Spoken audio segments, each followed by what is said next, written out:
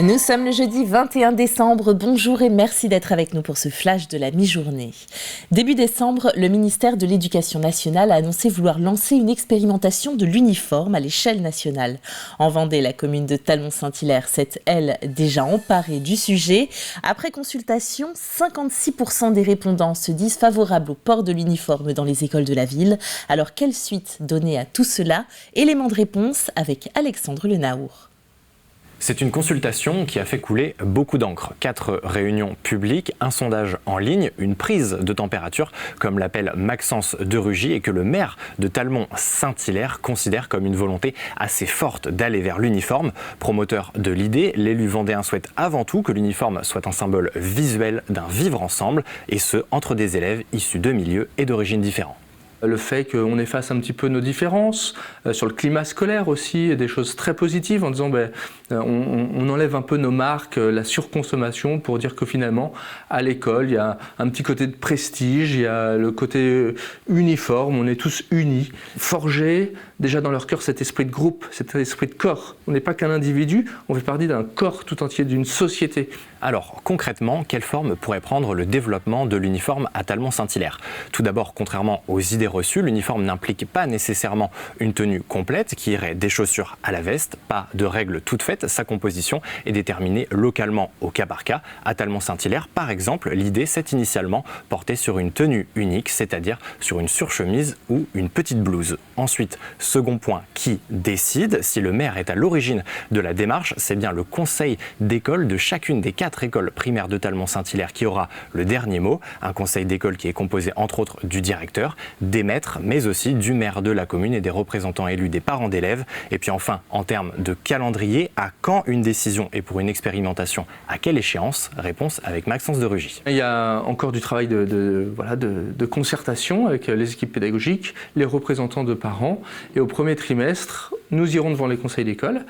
Chacun votera en âme et conscience pour une mise en place potentielle à la rentrée de septembre 2024. Autre élément clé côté financier, si les uniformes débarquent à l'école, les parents ne devraient pas avoir à mettre la main au portefeuille. Les dépenses se feraient à 50-50. D'un côté, l'État, de l'autre, les collectivités locales. En clair, cela signifie que les contribuables de la commune de Talmont-Saint-Hilaire participeront indirectement et à hauteur de 50% au financement de la mesure. L'idée, c'est que ça ne vienne pas peser en plus sur les familles. Donc, il y a une question de solidarité nationale et locale. C'est à peu près un budget qu'on établit à 10 000 euros par an. Et donc, voilà, ça sera une manière aussi de contribuer à la tenue des enfants. Et donc, c'est peut-être aussi une économie pour les parents. Uniforme ou pas uniforme, la décision est donc maintenant suspendue aux décisions des conseils des 4 écoles primaires de Talmont-Saint-Hilaire. Il n'est pas exclu en revanche que d'autres villes vendéennes emboîtent le pas, mais pour l'heure, aucune ne l'a annoncé publiquement. Merci Alexandre. 100 millions d'euros, c'est le fonds d'urgence alloué aux EHPAD et services d'aide à domicile par la ministre Aurore Bergé. En Vendée, ce fonds représente 1 809 648 euros, financé par l'ARS Pays de la Loire. Une somme doublée par le département de la Vendée qui permettra d'accompagner 11 EHPAD en difficulté. L'association, là, actuellement, nous avons rencontré hier Madame Rivière ainsi que ses collaborateurs pour réfléchir ensemble sur des financements beaucoup plus pérennes.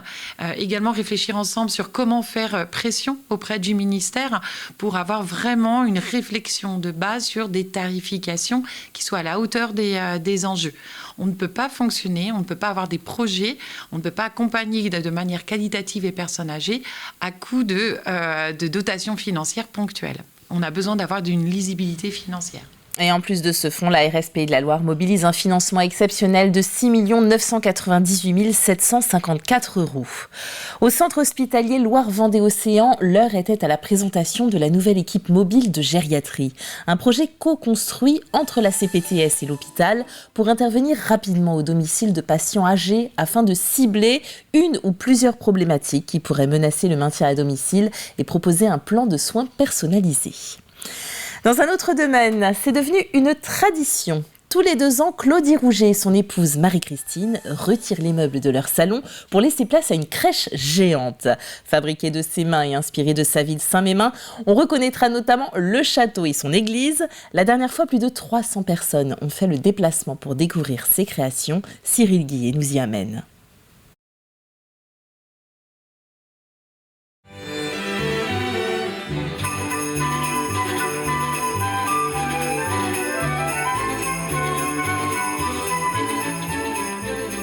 Tous les 2 ans, Claudie Rouget et sa femme Marie-Christine investissent leur salon pour y installer une crèche géante. Le premier boulot, c'est de déménager la salle à manger. Parce que la table de la salle à manger est ici. La table de la cuisine est dans la chambre que j'ai démontée.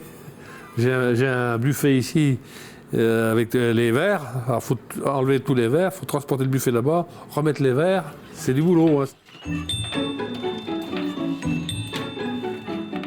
Quand on commence à monter les chalets, il faut penser à mettre le haut, les électrifier, puis descendre. Parce qu'on ne peut plus y accéder après là-bas. Hein. Faut que ça soit au point dès le départ. Hein.